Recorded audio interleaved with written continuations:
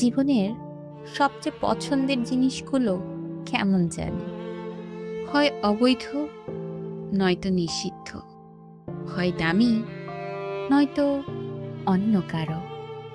যা সহজে পাওয়া যায় তা মন ভরে চাইতে ইচ্ছে করে না, আর যা হৃদয় ছুঁয়ে যায় তার গায়ে লেগে থাকে সমাজের নিয়ম, নৈতিকতার দেয়াল কিংবা সামর্থ্যের সীমা।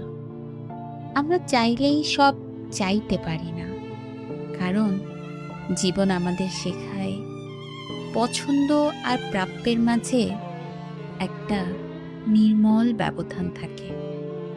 তবুও মানুষ মন দিয়ে বাঁচে, আইন দিয়ে নয়।